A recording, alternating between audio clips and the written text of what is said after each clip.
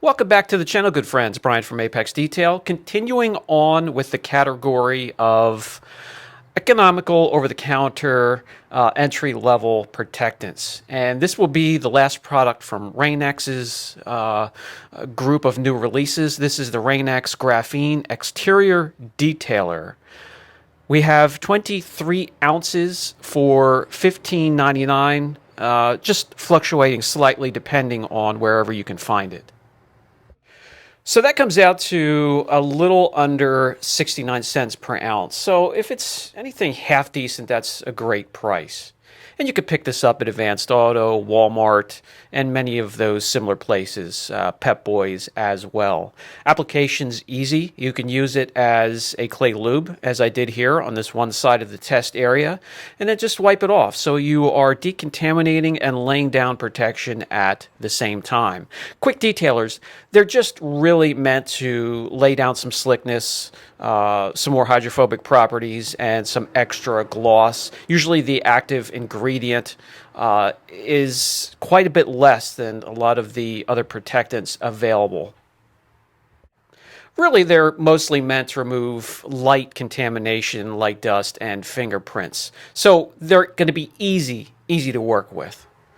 And this really is easy to apply, easy to wipe off, just like the other two that we have reviewed. And they actually perform well, so I'm looking forward to see how this does as well.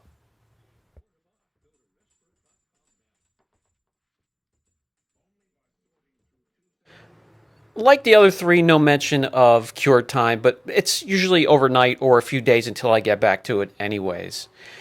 Slickness is definitely evident. I mean, it looks just as glossy or even glossier than the rest of the panel, but we're going to come back to that, a little different from other videos because of an issue that's similar to some other products that we've seen. We'll get back to that. Let's jump into the review outside as we drag the panel outside.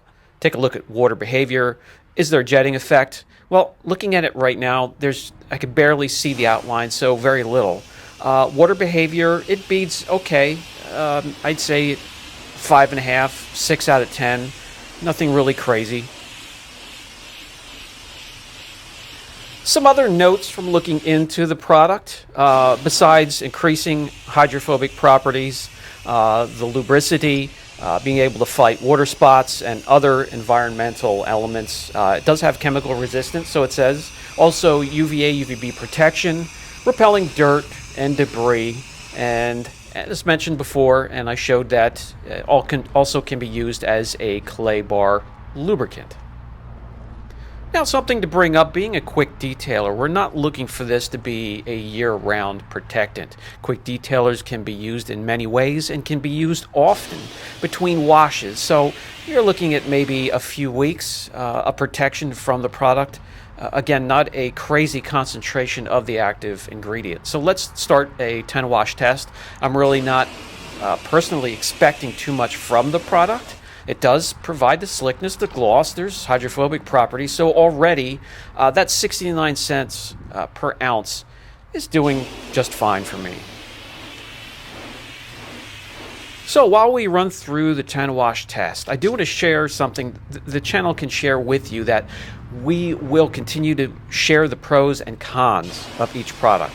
Everybody loves when you share the pros or the highlights of a product, but when you show the negatives or the cons of the product, a lot of companies cannot take that constructive criticism, and this country is really leaning towards being sue happy. So we make a promise, we will be as transparent as possible for as long as we can.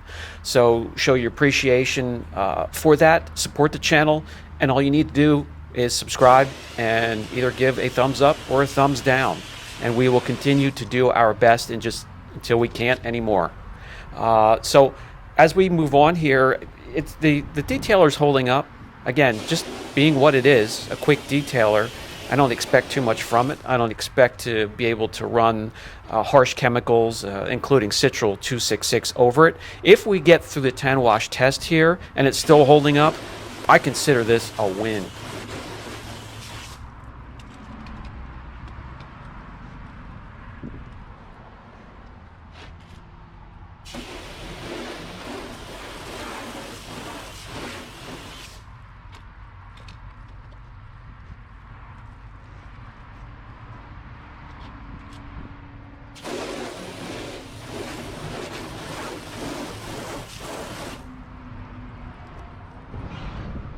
All right, so as we take a look, it did fine throughout the 10 wash test, and anything beyond is a bonus to me for a quick detailer.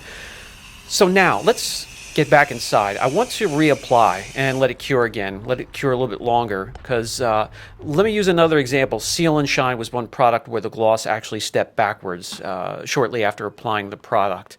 The gloss is there, but there's just something within the formula that throws off the meter. Gloss meters react by throwing an aperture from the machine to the surface and back up into the machine. So medium gloss, which is clear coat to me, measures between 10 to 70 gloss units. Anything higher, you want to go to the 80. Anything lower, you want to go to the 20.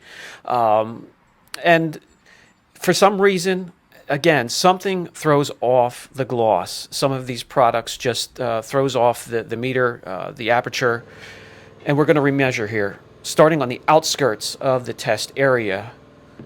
And outside where we applied the product, we get these measurements. As we go inside, you're going to see a small step backwards. And that happens with some of these products. It's not until after the 5th, 6th, 7th day that you get a more accurate reading with the gloss meter. So curing helps. Slickness is off the charts with this. And slickness really does help a lot. It cuts down on the friction when something gets against the painted surface, and that'll cut down on marring naturally. You'll be able to see here we can hardly keep the block in place before I can even grab the hood. So the slickness is there. The gloss is evident. It's just throwing off the gloss meter, something I wanted to share with you. Gloss meters can be quite difficult and complicated, with the image going through strip filaments, 2 filters, an aperture, a lens, and a diaphragm. You know what? I'll break it down in a video on its own. Until then, this has been Brian from Apex Detail. I appreciate you all. Catch you in the next video.